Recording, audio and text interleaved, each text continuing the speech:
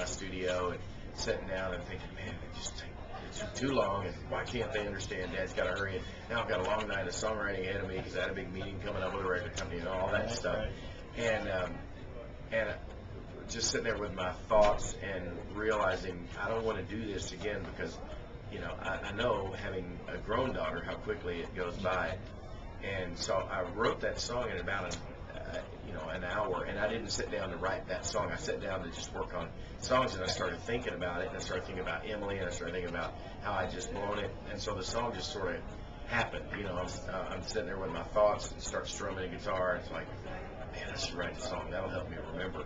And honestly, by the time I had finished writing the song, all I knew was this is going to help me not blow it again, like I just did.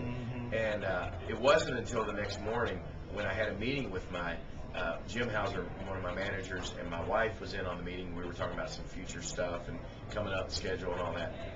And Dan Raines, my other manager, was there. And I played the song for them. It was just kind of fresh, I was like, hey, let me play you something I wrote last night. And I said, now it's not done. It's just some ideas. But I've got the first verse, I think, in the chorus. And then I've got some ideas I jotted down for the second and third verse. But, I have to, work this one over like I always do, way overkill. So I'm like, but here's the idea. And I played it, and I kept looking down at my lyrics and never really looked up, and I got through it. I'm like, now here's the second verse, but it's not, it's not done. I'm just going to throw you the ideas out. And I got done with the song, and I looked up, and they were all three just bawling, And then they said, if you touch any of that, we'll all strangle you because it's done. Don't break it. It ain't, now that it's done. And so I thought, and that was probably the moment where I thought, well, man, if that affected them like that, this might really connect with people. So yeah. Well, I imagine it's really neat. I look at it as giving gifts. I mean, that song is a gift to people because they think they're in the same situation you're in. Yeah, man. I mean, truly, if one dad or mom would slow down on today and go, when my little girl comes up and says, will you read me a book, or because we've all got more than we're going to get done at the end of the day. Sure. I've yet to get to the end of the day and go, okay, everything completely got checked off the list today, and I can go to sleep tonight knowing everything is finished. It's just never going to happen. We live with that illusion. I think it's one of the enemy's great tools to keep us from really going deep with each other in relationships is you say, no, you got to get all this stuff done, but if that'll slow somebody down, and it's worked for me already because my little girls will come to me. Of course, the other beauty of this as a songwriter, Andy probably knows what I'm talking about, is when you write these songs, you really make yourself accountable, to about a million people all of a sudden, because when you say I will be here to your wife, then you kind of you basically have just made yourself accountable to every listener who ever heard that song, and you go, man, how's it going? How are you and Mary Beth doing? Remember I Will Be Here? I love that song. When you write Cinderella and you say, I will dance with Cinderella while she's here in my arms. Well, my little girls are smart enough to come to me now and go, Daddy, dance with Cinderella. Okay, yep, I said it. Got to do it. That's great. Yeah. Cool, and it's reaching outside of the Christian music because it's charting mainstream and it's a little bit going on there, and I think Delilah played it on her show. The right. Yeah.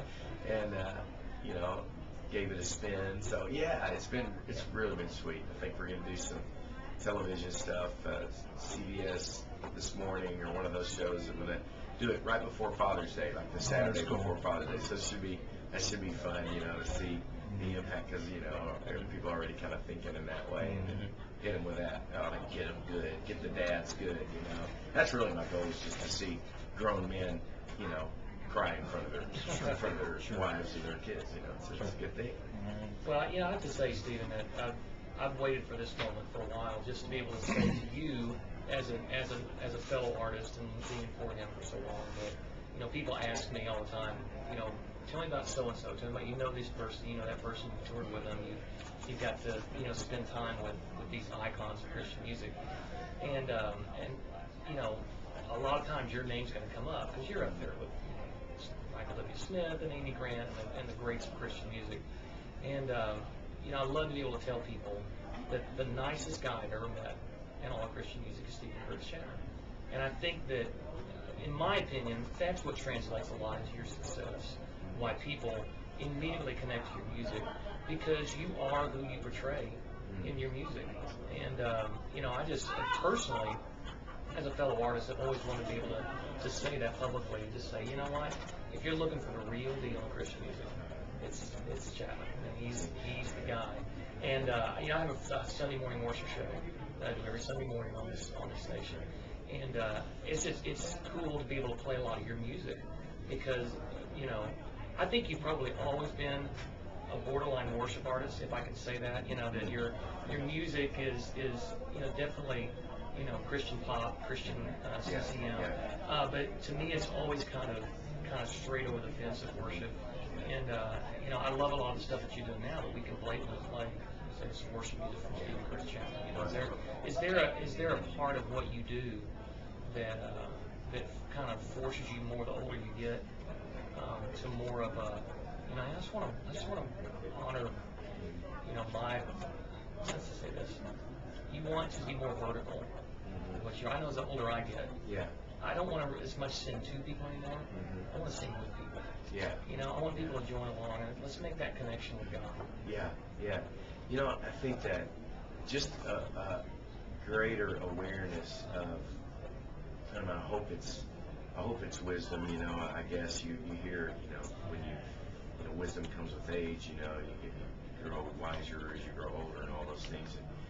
And honestly, I think what I'm beginning to realize is what they actually mean by that is you just realize the older you get how little you really know. You know, I mean, you talk to my 17, 18-year-old sons right now, you know, and they're amazing. I've got the two coolest kids and teenage boys in the world. They're on tour with me, playing in my band, you know, and on stage my son Caleb's a great worship leader, writing worship music. But, you know, there's a part of them that pretty much know most everything there is that you need to know, you know, in life. And you know, I see that in them, and I see myself in them, and I'm thinking, man, you know, get a few years down the road, you know, marriage, that'll right there will show you you don't know nearly what you thought you knew.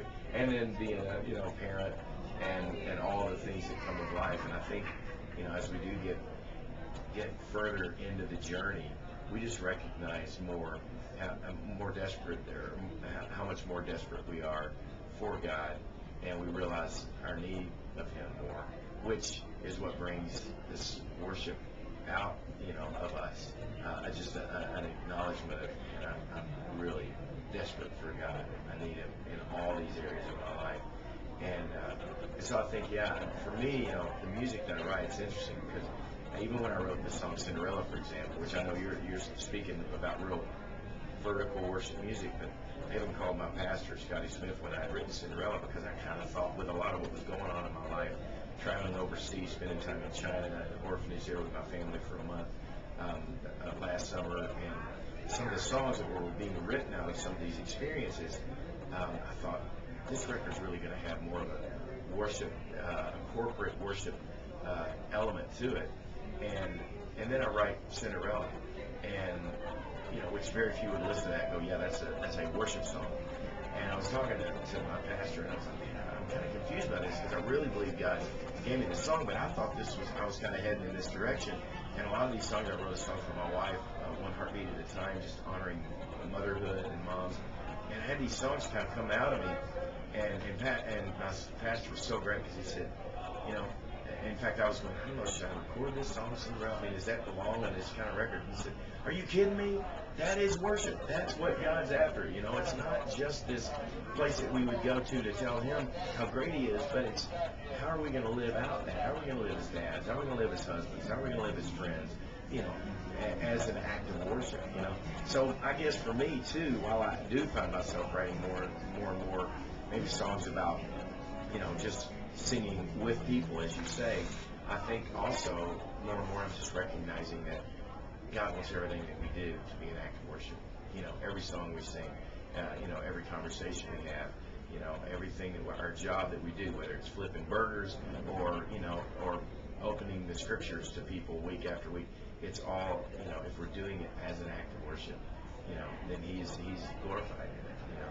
So, but man, I appreciate you saying that too. And Andy, you're the real deal too, man. And getting to tour with you guys over the years, be a part of the Young Messiahs and the different things that we did. And, ladies and gentlemen, Andy is still one of my all-time favorites.